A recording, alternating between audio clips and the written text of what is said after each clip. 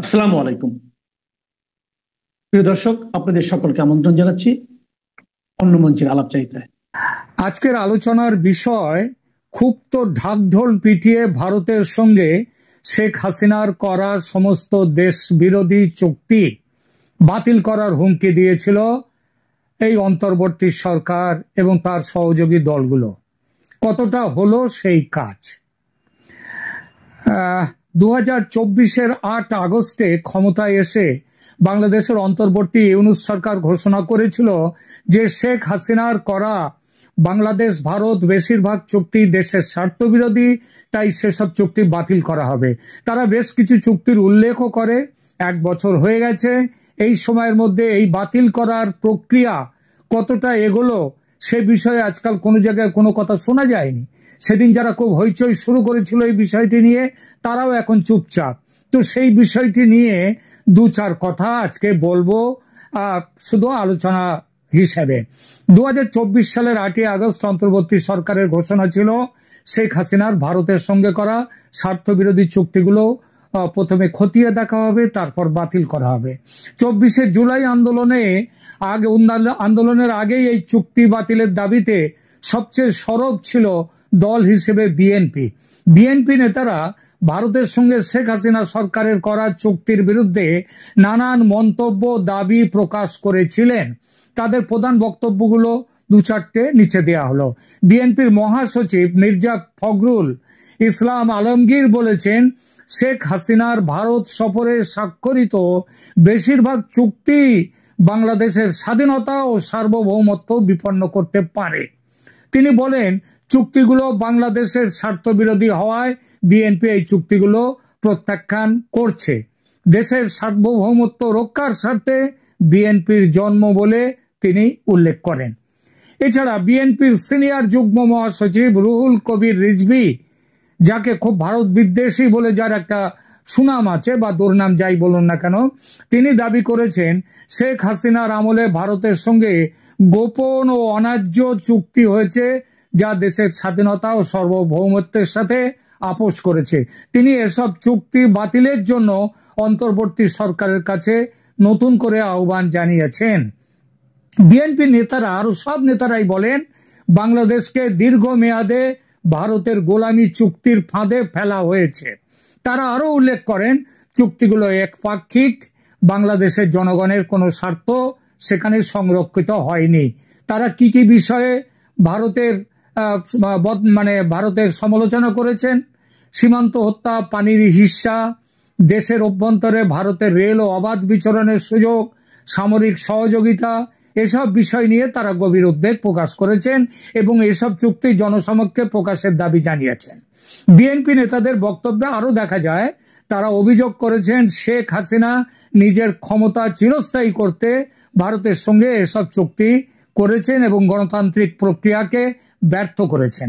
সংক্ষেপে বিএনপি নেতারা একে স্বার্থ বিরোধী, গোপন, অন্যায্য ও দেশ বিরোধী চুক্তি হিসেবে আখ্যা দিয়ে সরকারের কর্মকাণ্ডের প্রচন্ড বিরোধিতা করেছেন। তারা বলেছেন যে ভবিষ্যতে ক্ষমতায় এলে এসব চুক্তি বাতিল ও জনগণকে সম্পৃক্ত করবেন বলে আশ্বাস দেন। জুলাই অভ্যুত্থানের সময় থেকে ভারত বিরোধী মনোভাব তীব্রতা লাভ করে বাংলাদেশে এবং 8 আগস্ট ক্ষমতায় পালাবদলের পর নতুন সরকার থেকে চুক্তি বাতিলের একেবারে যথেচ্ছ হুমকি দেওয়া হয় প্রায় প্রতিদিন, প্রতি মুহূর্তে। 1 বছরও বেশি সময় হয়ে গেল। ভারতের সঙ্গে সামান্য কিছু চুক্তি বাতিলের খবর এসেছে বটে, যেমন কলকাতা ভিত্তিক জাহাজ নির্মাতা সংস্থার সঙ্গে প্রায় 180 কোটি টাকার প্রতিরক্ষা চুক্তি বাতিল করেছে বাংলাদেশ। এছাড়া গার্ডেন শিপ বিল্ডার্সকে দেয়া ওশান গোয়িং ট্রাক বা জলবাহন তৈরির বরাত বাতিলের ঘটনাও ঘটেছে।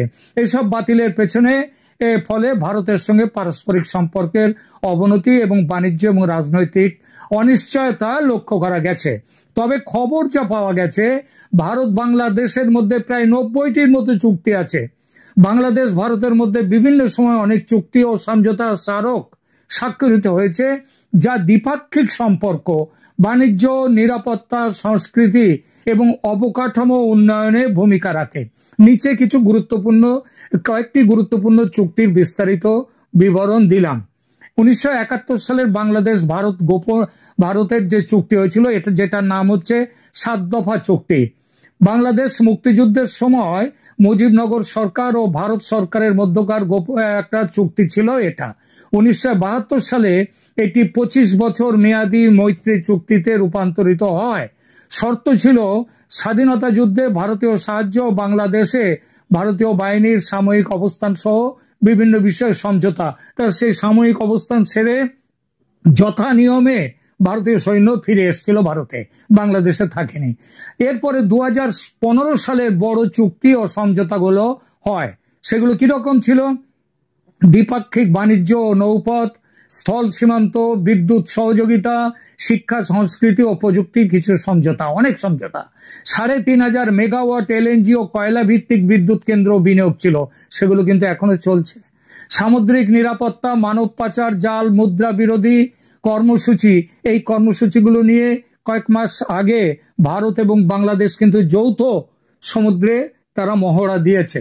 সীমান্ত হাট সম্প্রসারণ ও ছিটমহল বিনিময় হওয়াতে যে বাংলাদেশের লাভ হয়েছে এ অতি বড় অন্ধও জানে। ভারতের অনেক জমি বেশি চলে গেছে বাংলাদেশের দখলে, সেটা সবাই জানে। তবু রাজনীতি করবার জন্য এগুলো বলা হয়েছে যে ছিটমহল ইত্যাদি বিনিময় করে আমরা আমাদের সার্বভৌমত্ব, স্বাধীনতা হারিয়েছি ভারতের কাছে। এরপরে ধরুন রেলপথ সংযোগ ও বাস চলাচল চুক্তি। আগরতলা, ঢাকা, কলকাতা সরাসরি বাস সার্ভিস চালু হয়েছে এবং রেলপথ পুনরায় সংযুক্তকরণ হয়েছে। এতে লাভ হয়েছে কার? বাংলাদেশ থেকে যে বিপুল সংখ্যক মানুষ ভারতে আসে বিভিন্ন কাজে, সেই কাজগুলোর মধ্যে বড় থাকে মেডিকেল ভিসা পাওয়া, মেডিকেল এখানে চিকিৎসা সংক্রান্ত ব্যাপার। তাহলে তারা বাংলাদেশের কোনো লাভ হয়নি, কিন্তু বলা হচ্ছে কি এতে নাকি শুধু ভারতের লাভ। এরপরে পরিবহন ও ট্রানজিট সম্পর্কিত চুক্তি। একটি দেশ অন্য দেশের ভূখণ্ড ব্যবহার করে তৃতীয় দেশে পণ্য পরিবহন ও ট্রানজিট সুবিধা পাওয়া। এটা তো চীন করেছে পাকিস্তানের সাথে। চীন পাকিস্তানের সাথে এইটাই তো সিপিইসি, তার মূল তো এইটাই যে অন্য দেশের ভূখণ্ড ব্যবহার করা। কিন্তু ভারতের সাথে শেখ হাসিনা করেছেন, অতএব এটা খুব খারাপ, এর বিরোধিতা করতে হবে। কেন? এর ফলে ভারতের কি সুবিধা হয়েছে? বাংলাদেশের কোনো সুবিধা হয়নি। কিন্তু না, সেগুলো দেখা হবে না, কারণ রাজনীতি করতে হবে। এরপরে ধরুন মাসুলের বিনিময়ে ভারত বহু ক্ষেত্রে বাংলাদেশকে বিভিন্ন সুবিধা দিয়েছে, কিন্তু মাসুল ছাড়াই। এরপরে দেখুন ডিজিটাল পার্টনারশিপ ও পরিবেশ সহযোগিতা। বাংলাদেশ ভারত ডিজিটাল পার্টনারশিপের চুক্তি করেছে। এটা তো হচ্ছে সভ্যতার এগিয়ে যাওয়ার সাথে সাথে ডিজিটাল বাংলাদেশকে ডিজিটাল করবার জন্য এটা হচ্ছে ভারতের একটা বড় ভূমিকা নিয়েছিল। গ্রিন পার্টনারশিপ, ব্লু ইকোনমি ও সমুদ্র গবেষণায় সহযোগিতা, এগুলোর কোনোটাই বাংলাদেশের স্বার্থের বিরুদ্ধে নয়, কিন্তু বলা হয়েছে, প্রচার করা হয়েছে সবই নাকি হচ্ছে ভারতের স্বার্থে। প্রতিরক্ষা ও সামরিক শিক্ষা সহযোগিতা, ডিফেন্স সার্ভিসেস, স্টাফ কলেজ, সামরিক শিক্ষায় এক্সচেঞ্জ প্রোগ্রাম, অর্থাৎ বাংলাদেশের যেমন মানুষ তারা যাবে, সামরিক বিভাগের মানুষজন তারা ভারতে যাবে শিক্ষা নেওয়ার জন্য, আবার উল্টোভাবে ভারত থেকেও বাংলাদেশে আসবে। এই যে এক্সচেঞ্জ করা, এটা হয়েছে, এটা কি খারাপ? এছাড়াও খনি, কৃষি, জলসম্পদ ব্যবস্থাপনা, স্বাস্থ্য, তথ্য প্রযুক্তি ইত্যাদি নানা ক্ষেত্রে নানামুখী চুক্তি হয়েছে দুই দেশের মধ্যে। বাংলাদেশ ভারতের মোট চুক্তির সংখ্যা 90 এর কাছাকাছি, যার মধ্যে বেশ কিছু চুক্তি নবায়ন ও নতুন চুক্তিও আছে। সাম্প্রতিক বছরগুলিতে বিশেষত বাণিজ্য, বিদ্যুৎ, ট্রানজিট এবং সীমান্ত সম্পর্ক উন্নয়নে গুরুত্ব দেওয়া হয়েছে। এগুলো বাংলাদেশের ও ভারতের সরকার বা সংশ্লিষ্ট মন্ত্রণালয়ের ওয়েবসাইটেও পাওয়া যায়, দেখে নিতে পারবেন। বহু চুক্তি বলেছি আগেই, বহু চুক্তি বাতিল হয়নি এবং কিছু চুক্তি এই আমলে কার্যকর পর্যন্ত হয়েছে। চুক্তি বাতিলের সিদ্ধান্ত মূলত ভারত নেয়নি, বাংলাদেশের অন্তর্বর্তী সরকারের পক্ষ থেকে নেওয়া হয়েছে। একদিকে অংশ বিশেষ চুক্তি বাতিল হলেও অনেক ক্ষেত্রে রাজনৈতিক ও অর্থনৈতিক জটিলতা, দ্বিপাক্ষিক সম্পর্কের অবনতি এবং আন্তর্জাতিক প্রভাব কাজ করছে, যা পুরোপুরি চুক্তি বাতিল বা পুনর্মূল্যায়নের ওপর প্রভাব ফেলছে। অন্তর্বর্তী সরকারও রাজনৈতিক চাপের মুখে পড়ে এবং এখন দেশ চালাতে গিয়ে যখন দেখছে এইসব চুক্তি শুধু বাংলাদেশের বিরুদ্ধে নয়, এটা ভারতের সপক্ষে নয়, এটা বাংলাদেশের পক্ষেও আছে, তখন তারা পুনর্বিবেচনা করছে। তাহলে মোটামুটি ভাবে বলা যায় যে বাতিল বা না হওয়ার সিদ্ধান্ত বাংলাদেশের, তবে দুই দেশের মাঝে সম্পর্ক পরিপ্রেক্ষিতের ওপর ইতিমধ্যে এটা গুরুত্বপূর্ণ ফেলেছে। বাংলাদেশের স্বার্থ বিরোধী ভারতের সঙ্গে চুক্তির বেশ কিছু উদাহরণ সাম্প্রতিক সময়ে রাজনৈতিক ও সামাজিক অঙ্গনে আলোচিত হয়েছে। এসব চুক্তিতে অনেক সময় বাংলাদেশের সার্বভৌমত্ব, অর্থনৈতিক স্বার্থ, জাতীয় নিরাপত্তা ক্ষুণ্ণ হওয়ার আশঙ্কা করা হয়েছে। কিছু তারা বলছেন এই চুক্তিগুলো নাকি ভীষণই স্বার্থ বিরোধী চুক্তি, যেমন কি বিদ্যুৎ সরবরাহ চুক্তি, যেটা আদানি গ্রুপের সঙ্গে 25 বছর মেয়াদি ভিত্তিতে করা হয়েছে। তা সেটা যদি এতই খারাপ হয়ে থাকে, সেটা যদি বাংলাদেশের এত লোকসানের ব্যাপার হয়ে থাকে, তাহলে 1 বছর তো হয়ে গেল আদানির সঙ্গে, কেন সেই চুক্তি বাতিল করা হলো না? কেন ধার দেনা সত্ত্বেও আদানিকে বারবার অনুরোধ করে বিদ্যুৎ বন্ধ করো না, বিদ্যুৎ বন্ধ করো না এইসব বলতে হচ্ছে বাংলাদেশের এই সরকারকে? তারপর ধরুন রেল ট্রানজিট চুক্তি, বাংলাদেশি জনগণ মানে বাংলাদেশের ওপর দিয়ে ভারতের ট্রেন যাবে, দর্শনা দিয়ে প্রবেশ করবে, চিলাহাটি হলদিবাড়ি সীমান্ত দিয়ে ভারতের মধ্যে, আবার ফেরত ভারতের মধ্যে ঢুকে যাবে। এই যে যাতায়াতের ব্যবস্থা, এর মধ্যে কি বাংলাদেশের কোনো সুবিধা হচ্ছে না? বাংলাদেশকে সেখানে এই যে রেল লাইন তৈরি, এমনকি যেটা রেল লাইন বহুকাল ধরে বন্ধ ছিল, সেই রেল লাইন নতুন করে তৈরি করার পক্ষে ভারত সেখানে অর্থায়ন করেনি, ভারত কিছু করেনি, বাংলাদেশের মানুষ এই জায়গা দিয়ে যাওয়া আসা করেনি। এরপরে ধরুন ফেনী নদীর পানি সরবরাহ চুক্তি, ফেনী নদী থেকে 1.81 কিউসেক পানি ভারতের ত্রিপুরা রাজ্যে সরবরাহের বিষয়ে একটি চুক্তি হয়েছিল, যা বলা হচ্ছে এটা নাকি বাংলাদেশের পক্ষে, জলসম্পদের পক্ষে বিরাট ক্ষতি। ফেনী নদীর জল চুক্তিটা কি, তাহলে দুটো কথা বলা যাক। বাংলাদেশ ও ভারতের মধ্যে একটি সমঝোতা মোতাবেক ফেনী নদী থেকে 1.82 কিউসেক পানি সেটা তুলে নিয়ে ভারতের ত্রিপুরা রাজ্যের একটি সাবরুম নামে একটি শহর, সেই শহরে পানীয় জল সরবরাহের জন্য ভারতকে অনুমতি দেওয়া হয়েছিল এই চুক্তি অনুযায়ী। এই চুক্তিটি মূলত মানবিক কারণে করা হয়েছে, যাতে সাবরুম শহরের মানুষের জন্য নিরাপদ ও পর্যাপ্ত পানীয় জলের ব্যবস্থা করা যায়। এই চুক্তিটি স্বাক্ষরিত হয়েছে বাংলাদেশ ও ভারতের মধ্যে চলমান জলবন্টন বিষয়ক আলোচনার অংশ হিসেবে। ফেনী নদী একটি আন্তঃসীমান্ত নদী, দুদেশেই আছে, যা দক্ষিণ ত্রিপুরা জেলা থেকে উৎপন্ন হয়ে বাংলাদেশে ঢোকে এবং অবশেষে বঙ্গোপসাগরে গিয়ে মিলিত হয়। এই নদীর পানি বন্টন নিয়ে আলোচনা চলছিল দীর্ঘদিন, পরে একটি চুক্তি হয়। বাংলাদেশের বিভিন্ন মহল থেকে বলা হয়েছে ফেনী জল বন্টন চুক্তি নাকি বাংলাদেশের স্বার্থ বিরোধী, কিন্তু যারা এই বিরোধিতা করেন তারা ভুলে যান যে চুক্তি কখনো এক পক্ষের স্বার্থ দেখে না, দুপক্ষেরই লাভ লোকসান থাকে চুক্তির মধ্যে। গঙ্গার পানি বন্টন চুক্তিতে ভারতের ক্ষতি হলেও ভারত চুক্তি করেছিল আগামী বছর ডিসেম্বরে গঙ্গা চুক্তি মেয়াদ শেষ করবে। চুক্তি নবীকরণ করতে বাংলাদেশ খুব উৎসাহ দেখিয়েছিল, কিন্তু সম্পর্ক খারাপ হওয়ার ফলে ভারত সেই উৎসাহে কোনো পাত্তা দেয়নি, জল ঢেলে দিয়েছে। তাহলে ফেনী নদী নিয়ে যারা এত বড় বড় কথা বলেছিল জলবন্টন নিয়ে, তাহলে গঙ্গা জল বন্টন চুক্তি নিয়ে তারা এইবার কোন মুখে কথা বলতে আসবে? চট্টগ্রাম ও মোংলা বন্দরে ভারতীয় পণ্যের SOP স্বাক্ষর, যা বাংলাদেশের বন্দর ব্যবস্থাপনাকে ভারতীয় প্রভাবের অধীনে নিয়ে যাওয়ার সন্দেহ তোলা হয়েছে। কিন্তু মোংলা বন্দরে ভারত তো কাজ শুরু করে দিয়েছিল, সে কাজকে থামিয়ে দেওয়া হয়েছে। তো এরকম তারপরে বদলে সেখানে নিয়ে আসা হয়েছে চীনকে, অর্থাৎ বাংলাদেশ নিজে করেনি, ভারতকে দিলে আপত্তি, চীনকে দিলে আপত্তি নয়, পাকিস্তানকে দিলে আপত্তি নয়। এটাই তো আপত্তির মূল কারণ। ট্রানজিট ও করিডোর সুবিধা চুক্তি, এটাও একতরফা নয়। এই যানবাহন চলাচল, এই সুবিধা নিয়েছে বাংলাদেশের মানুষও।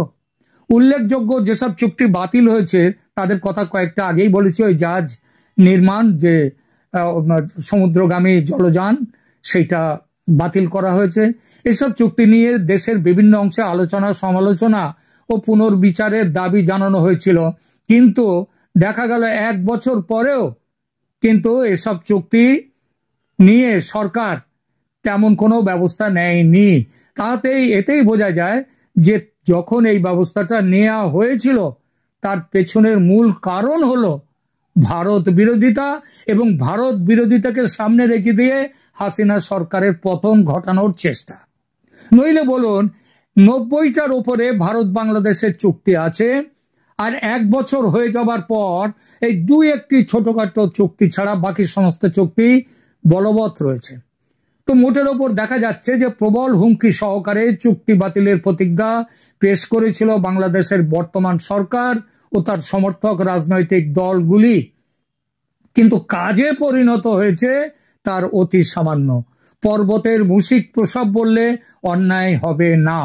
বেশিরভাগ চুক্তি কিন্তু বিদ্যমান তাদের জায়গাতেই, সেগুলো বলবৎ হয়নি বটে, তাদের অনেকগুলোই বলবৎ হয়নি, বেশিরভাগই, তবে তা বাতিলের কারণে নয়। আবার অনেক জায়গায় চুক্তি অনুযায়ী কাজ শুরু হওয়ার পর বাংলাদেশের বিরোধিতায় ভারত সেই সব জায়গা থেকে পিছিয়ে এসেছে। আর ভারত বাংলাদেশের মধ্যে যে তিক্ত সম্পর্ক বর্তমানে তৈরি হয়েছে তার মূলেও আছে বাংলাদেশ সরকার প্রধানের অদূরদর্শী ও অপরিণত মন্তব্য এবং একেবারে বুকের ভেতরে পুষে রাখা ভারতের প্রতি, ভারতের মানুষের প্রতি রাজনৈতিক বিদ্বেষ। আর এই বিদ্বেষের জন্যই আজ ভারত বাংলাদেশ সম্পর্ক এতটা খারাপ জায়গায় এসে পৌঁছেছে যে ওই ট্রান্সশিপমেন্ট ফ্যাসিলিটি দেয়া, অর্থাৎ ভারতের আকাশ থেকে, ভারত থেকে যে জিনিস বাংলাদেশের যেসব জিনিস এক্সপোর্ট হওয়া, সেইটা ভারত থেকে যেগুলো করা হচ্ছিল সেটা সম্পূর্ণ আজকে ভারত সরকার বন্ধ করে দিয়েছে। এছাড়া বিভিন্ন রকম বিধিনিষেধ আরোপ করেছে এক্সপোর্টের ওপর। তার কারণ কিন্তু, তার দায় মূলত বাংলাদেশের বর্তমান শাসকের। আর একটা কথা মনে রাখতে হবে যে ভারত বাংলাদেশের সম্পর্ক এতটা খারাপ হলেও যে খাদ্যদ্রব্য নিয়ে যে ভারত থেকে বাংলাদেশে যে সমস্ত চালান যেত, সেখানে সাপ্লাই যেত, ভারত কিন্তু তার কোনোটার ওপরেই কোনো রকম বাধা নিষেধ আরোপ করেনি। তারা বাংলাদেশের মানুষের, তাদের মানে অন্তত পেটের ওপর যাতে কোনো চাপ পড়ে সে ব্যবস্থা কিন্তু ভারত করেনি। এটা তাহলে এখন বাংলাদেশ সরকার বর্তমানে বুঝতে পারছে যে ভারতের সঙ্গে বিরোধিতা করে তাদের কোনো কিছু অর্জন হবে না। সুতরাং আপনারা লক্ষ্য করেছেন নিশ্চয়ই যে ভারত বাংলাদেশ সম্পর্ক, সেই সম্পর্কের বিরুদ্ধে এই মুহূর্তে তিক্ততা সৃষ্টি করতে পারে এমন কোনো মন্তব্য বাংলাদেশের শাসক মহল এবং বিএনপি সহ অন্যরা করছে না। যে বিএনপি এক সময় আওয়ামী লীগের ভারত তোষণের বিরুদ্ধে সোচ্চার ছিল, আওয়ামী লীগকে বলতো ভারতের দালাল, সেই শেখ হাসিনাকে বলতো ভারতের হয়ে কাজ করছেন বলা হতো দেশের স্বার্থ বিসর্জন দিয়ে, সেই বিএনপির নেতারা কিন্তু ভারতে এসে চুপি চুপি ভারত সরকারের সহায়তা লাভের চেষ্টা করছে। এমনকি প্রচন্ড ভারত বিরোধী এবং হিন্দু বিদ্বেষী দল জামায়াতে ইসলামী, তারাও তাদের নেতাদের কিন্তু ভারতে পাঠাচ্ছে আলোচনার জন্যে।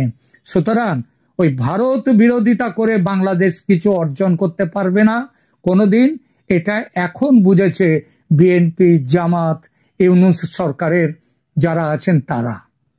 আশা করা যায় যদি তারা ক্ষমতায় থাকেন, থাকার সম্ভাবনাটা খুব কম, কারণ নতুন সরকার এলে ইউনূস সরকারকে চলে যেতে হবে। তো যদি তারা ক্ষমতায় থাকেন, বলে দিলাম ভবিষ্যতে ওই চুক্তি বাতিল ইত্যাদি নিয়ে বাজার গরম করার কথা আর তারা বলবেন না।